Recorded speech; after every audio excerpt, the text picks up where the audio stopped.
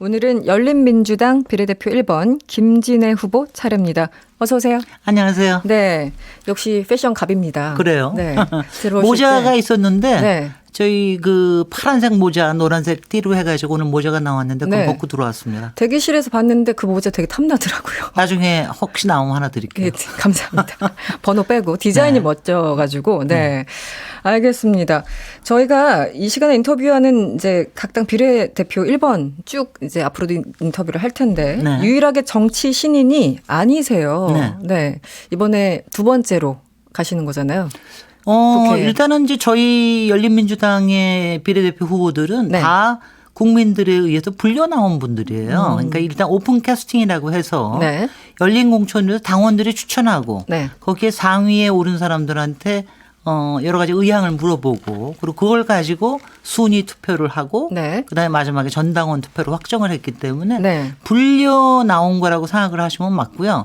그런데 왜 그래도 본인이 나온 거니까 왜 불려 어쨌든, 나왔냐. 네, 네. 누가 저보고 그러더라고요. 전설의 복서가 네. 링 위에 다시 오르는 그런 기분이다. 네. 그런 얘기를 합니다. 그러니까 뭐 어차피 저도 마지막에는 이제 처음에는 노를 했지만 나중에 여러 가지 설득에 의해서 네. 저기 했는데 솔직히 이런 게 있었습니다. 문재인 정부 이후에 사실은 이제 상당히 태평성대를 누리는 것 같다가 네. 작년 4월 패스트트랙 그 난동 사건 이후로 네.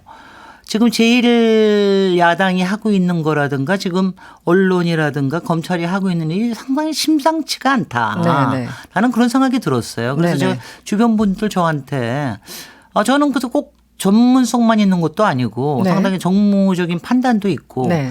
그다음에 제가 또 꽤 스피커가 좀 됩니다. 아주 잘 되시죠. 네.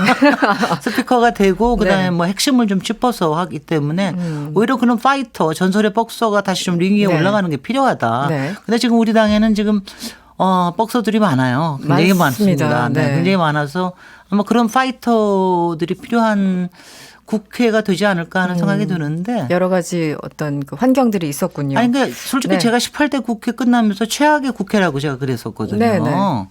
근데 19대, 20대 오면서 이거는 뭐 동물, 식물 왔다 갔다 하면서 이건 네. 정말 최악을 치닫는데 네. 이래서는 안 됩니다. 한 번은 식물, 한 번은 동물 이렇게 돼서 네, 네. 굉장히 좀 분노를 하고 하셨던 것 그래서 같아요. 21대 네. 국회는 조금 달라져야 된다. 그리고 뭐 거기에는 뭐 가장 중요한 거는 네. 의석 배분이 달라졌어야 되는 거죠. 네. 의석 배분이 좀 달라져야 그리고 네. 좀 사실 우리 다음 나오시는 저 출연자께서 네. 그 제1야당의 후보이신데 네. 상당히 말씀하시는 거나 이런 부분이 좀 합리적이고 네. 좀 대승적이고 좀 일관되고 그랬으면 좋겠다는 생각이 드는데 저희가 상당히 일관되고 좀 어떨 때는 좀 공격적으로 네. 또 원칙적으로 이런 거를 따져나가는 그런 기동부대가 될 것 같습니다. 김진애 후보께서 스스로 이제 스피커를 자임하셨는데 제가 질문 한 3개를 준비하고 있었는데 물어보기도 전에 이미 다 답을 하셨어요. 네. 그게 열린민주당의 이게 문제입니다. 네, 질문해 주십시오. 네, 9239번님이 김진애 네. 박사님에게 국회의원이란 어떤 의미고 또 직업으로 어떤 매력이 있어서 선택하셨는지 궁금합니다. 이런 질문이 왔어요. 저는 그냥 이런 생각이에요. 지난 네. 18대 국회에서 2년 반 봉사했습니다. 그때는 4대강 사업에 맞습니다. 네. 완전히 묻혀진 4대강 사업의 진실을 규명해서 국민들께 알려드리는 입장이었고요. 네. 그때 또 MB식 개발주의의 대표작인 뉴타운 광풍. 네, 네. 이거 뉴타운 출구법을 만드는데 제가 상당히 큰 역할을 했습니다. 민영화를 막는 역할도 했고. 그러니까 당시에는 네. 막는 역할을 주로 많이 했어요. 네. 그러니까 솔직히는 너무 괴로웠습니다. 방어적인. 괴롭고 외롭고 막 힘들고 21대 국회는 좀 이제 제가 워낙 성격은 굉장히 생산적이고 적극적이고 뭘 만들어 나가는 성격이기 때문에 네.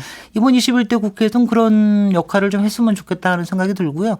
또다시 이렇습니다. 저는 국회의원 안 하는 게 훨씬 더 자유롭고 네. 자연인으로 잘 사는 사람인데 네. 이번에 아까 얘기한 그런 위기의식 그리고 나름대로는 제가 좀 그래도 뭐 하여튼 여권에서든 네. 야권에서도 뭐 나름대로 리더십을 좀 인정받고 있다고 생각이 되고 네. 그리고 야권의 많은 의원님들 저를 이렇게 녹록하게 보지 않으시니까 그러니까 뭔가 역할을 할 수 있지 않을까. 네. 저 4년만 더 봉사하겠습니다. 4년 4년만 봉사하고. 더. 4년 이후는 없습니까? 4년 이후가 뭐 있습니까? 네. 그리고 그런 거는 생각 안 하시는 게 좋습니다. 네, 4년 지금 뒤에 바로. 다시 여쭤볼게요. 네. 알겠습니다. 김석훈 님이 아까 박사님께서 그 후보께서 전설의 복서라고 하셨잖아요. 네. 전설의 복서라면 어떤 스타일이실까요? 홍수환, 장정구, 알리, 타이슨? 이렇게 질문해 주셨는데 그리고 혹시 저 사람으로 하지 말고 저는 네. 그냥 스트레이트 펀치가 제일 강합니다. 스트레이트 펀치가 제일 강하다. 네. 답변이 되셨길 바랍니다. 열린민주당이 공약을 발표했어요. 네. 원래는 10개를 발표했다가 이제 12번 때문에 이제 12개로. 기호 12번에 2개를 더 했습니다. 네. 네. 어떤 당이든 가장 관심을 쏟을 수밖에 없는 게 1호 공약. 그런데 국회의원 국민 소환제가 1번이에요. 네, 그렇습니다. 이유가 뭘까요? 저희가 또 다른 당과 달리 모든 비례대표 후보들이 모여서 공약을 만들었고 네. 그리고 그 공약을 또 우리 당원들한테 얘기해서 거기서 또 투표를 했는데 뭐 다 1호예요. 아, 그래요? 1호가 국회의원 국민 소환제. 전 당원들이. 이건 네. 전 당원들이. 그러니까 이건 누구든지 마찬가지죠 하는데 이건 뭐냐면은 그러니까 소환제를 한다고 그래서 꼭 네. 소환이 되리라는 법도 물론 없습니다. 그렇죠. 근데 네. 뭐 대통령 탄핵도 그렇고 주민 소환제도 그렇고 네, 네. 그런 제도가 있음으로 해서 국회의원들이 자세를 다잡는 효과도 상당히 있거든요. 네. 그리고 정말 안 될 때는 끌어내려야 됩니다. 방패. 뭐 이렇게 해서는 안 된다라는 거 하는 걸 좀 보여줘야지. 그렇죠. 그래도 그런 점에서 국회의원 소환제, 국민 소환제 꼭 필요하다고 생각을 하고요. 아마 21대 국회가 어떻게 구성이 되느냐에 따라서는 네. 사실 20대 국회에서 이 얘기가 있었습니다만은 네네. 솔직히는 뭐 늘 안건으로 있었는데 항상. 올라오지도 못했습니다. 그렇죠. 그런데 아마 21대 국회에서 저희가 의석 구도에 따라서는 상당히 뭐 가능성이 있지 않을까. 그리고 국민들이 뭐 상당히 아주 환호를 하십니다. 국회의원들은 이제 그 당선되기 전에는 이거 하겠다. 기득권 네. 내려놓는 법안 다 만들겠다고 하고 국회 딱 들어가면은 모른 척 하시고 이런 경우가 워낙 많아서 네.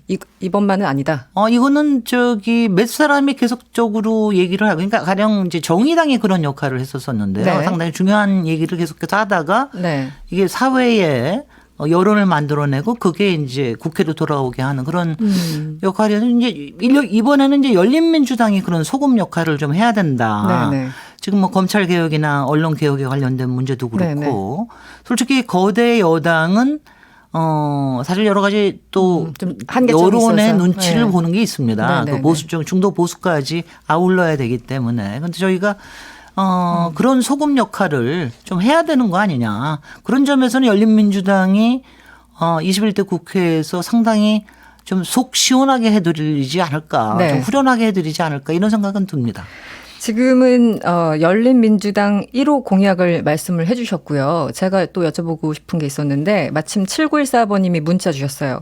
후보님 알쓸 땡잡 그 프로 있죠. 여기 네. 출연하셨을 때 잘 봤습니다. 도시계획 전문가이신 걸로 알고 있는데 당선되시면 전문성을 살리실 수 있는 건가요? 그 도시 건축. 일단 이제 뭐 국토위원회에 들어가서 활동하는 게 가장 맞을 텐데 네. 이거는 신기하게도 요새는 도시에 대한 문제는 워낙 많고 부동산 얘기가 많으니까 제 공약은 그냥 다 뒤로 밀려요. 그래요? 그래서 저 12개 공약 중에서도 농촌 재생 뉴딜 정책이 오히려 들어갔습니다. 사실 그것도 그렇습니까? 도시에서 네. 꼭 다뤄야 되는 거거든요. 지금 도시 재생 그리고 어촌 재생을 하고 있는데 지금 농촌에 빈집이 굉장히 많아지고 네. 뭐 거의 인구가 수축되면서 폐허가 되는 경우가 굉장히 그렇죠. 많습니다. 네네. 이런 부분에 대해서는 좀 깊게 들여다봐야 되고요. 그리고 저는 기본적으로는 제가 지금 이제 코로나19 이후에 부동산 상황이 굉장히 심각해질 거고요. 네. 특히 임대시장 불안해질 거기 때문에 네. 임차인 보호하는 거. 저희가 오랫동안 지금 12년대 묵혀져 있는 전월세 갱신 청구권 네. 그리고 전월세 임대료 상한제 같은 거 이런 거를 이제는 이번 21대 국회에서는 꼭 해내야 되겠다. 뭐 이런 생각이 있고요. 네. 또 많습니다만은. 많네요, 정말. 많습니다만은. 그리고 뭐 좋기는 네. 남북 평화 무드가 좀 있어가지고 저도 남북한 통틀어서 한반도 한번 들여다보는 이런 일도 했으면 좋겠는데 네. 뭐 여러 가지가 지금 있습니다. 아이디어가 넘쳐나시는 것 같습니다. 알겠습니다. 사실 이게 정치적인 이슈로 이제 좀 질문을 드리면 열린민주당 뭐 DNA 얘기, 뭐 적자, 서자 논쟁도 있고 더불어민주당에서는 지금 좀 선을 많이 긋고 있는 그런 편이에요. 어떻습니까? 지금 정봉주 공동선거대책위원장은 더불어민주당과 합당 문제에 대해서 나중에 당원들의 뜻을 묻겠다 이렇게 밝혔는데 후보님은 어떻게 보십니까? 그러니까 그런 지금의 더불어민주당의 스탠스나 좀 뭐 비판이나 이런 거는 선거 국면에서는 어쩔 수 없이 있을 수밖에 없는 거고요. 네. 그것 때문에 지지자들이 너무 흔들리거나 그러지 않았으면 좋겠다는 생각은 확실하게 들고요. 그 이후에는 솔직히 지금은 아무도 모릅니다. 네. 왜냐하면 이제 전체 의석수가 어떻게 나왔는지에 그렇죠. 따라서 그다음에 의회의 운영 구조를 어떻게 잡느냐. 그래서 제2교섭단체가 꼭 필요한 것이냐 아니냐 이것에 대한 것도 그렇고요. 네. 그럴 때마다 열린민주당은 모든 걸 지금 당원 투표를 해서 하고 있기 때문에 네. 만약 필요하다 그러면 전당원 투표를 하되 투표만 한다고 딱 되는 건 아닙니다. 네, 그 전에 네. 굉장히 많이 논의가 이제 있어야죠. 논의가 있어야 되고 그게 어느 쪽에 바람직한 거냐. 그건 뭐냐면은 문재인 정부의 성공과 네. 그다음에 다음 차기 리더십을 어떻게 뽑을 수 있느냐 이 부분에 대한 것이기 때문에 그러니까 저는 뭐 솔직히는 제가 오케이를 처음에 이걸 한 것도 네, 네. 이렇게 구도를 만들어 놓으면 오히려 굉장히 지혜롭게 이걸 전략적인 카드를 잘 투표를. 쓸 수가 있다라고 하는 판단 때문에 네. 저는 했던 겁니다. 제가 국회의원이 되고 안 되고는 전혀 중요치 않았고요. 알겠습니다. 참 시간이 벌써 다 된 것 같은데요. 간단하게 의석수는 몇 석 정도 기대하십니까? 이미 요새 가파르게 올라가지고요. 네. 지금 거의 두 자리가 될까 말까 하는 중이거든요. 근데 조금 더 해서 저는 네. 요새 매일 얘기하는 게 저희 기호 12번처럼 네. 신에게 12척을 주십시오. 나머지 분들한테는 죄송합니다만은. 알겠습니다. 마지막으로 제가 공통으로 드리는 질문이에요. 네. 어쨌든 당을 홍보하셔야 되잖아요. 네. 우리 당을 찍어야 되는 이유, 열린민주당을 찍어야 되는 이유 간단하게 좀 말씀 부탁드릴게요. 혹시 집권 여당이 너무 순해서 네. 약간 좀 불편하다고 깝깝해 하신다 그러면 이렇게 저희 같은 매운맛 네. 이런 다부진 맛 이런 네. 거를 이제 골라주시면 좋겠고요.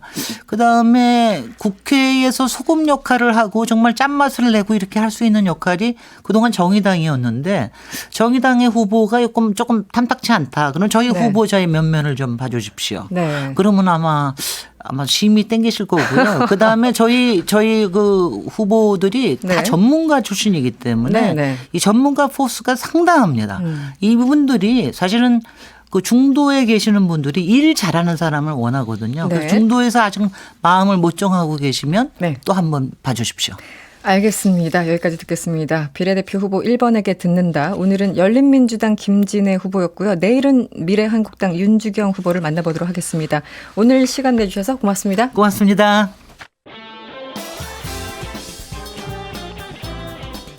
여러분의 퇴근길을 꽉 채워드립니다. 평일 저녁 6시 5분 이승원의 세계는 그리고 우리는